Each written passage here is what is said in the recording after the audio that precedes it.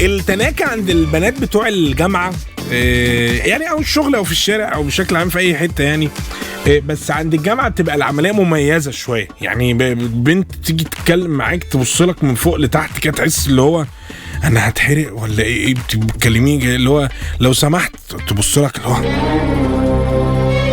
كانها من جواها بتقول لك ايه الاشكال دي، انت ايه، انت مين انت عشان تتكلم معايا؟ تلاقيها عماله تبص لك بصات مريبه كده لدرجه انت ممكن تفتكر هو انا لبسي مبقع يعني في حاجه اتنتشت طيب في الكرسي القلاب بتاع الميكروباص ولا حاجه.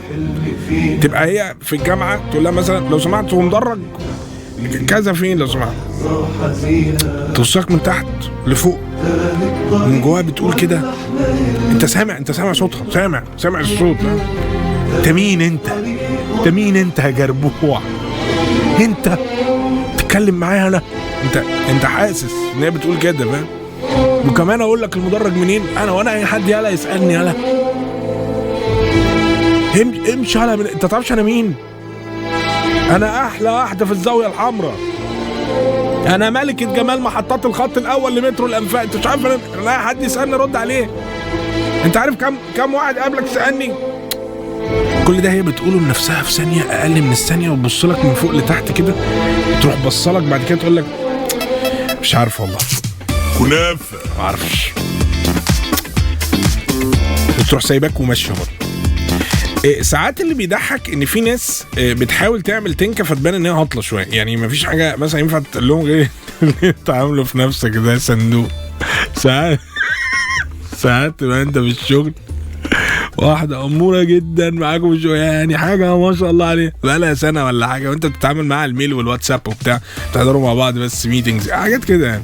فتيجي انت في يوم بقى تدخل عليها المكتب تجيب لها ورق، فانت بقى اللي هو انا الواد الجن اللي لا يهدى ولا بيون، فانت على وشك ابتسامة بالهاء كده وداخل عليه بقى صباح الخير يا مدام رشا، الورق اللي انت طلبتيه محتاجة حاجة تاني؟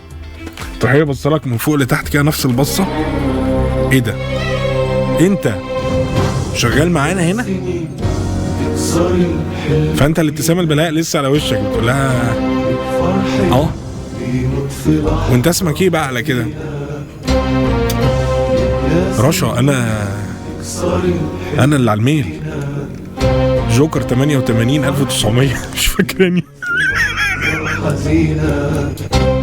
تقول لك انا اول مره اشوفك، فجاه انت تحس الدنيا بردت جدا، انت عايز تقول لها لا انا من الناس على فكره، انا الاول على المدرسه في الثانويه يعني ليه ده كله. فهي كنافه، هي دي بقى القصه اللي بتقعد تلف فيها فكره التناك، الناس تتنك على بعضها رغم ان الموضوع مش مستاهل.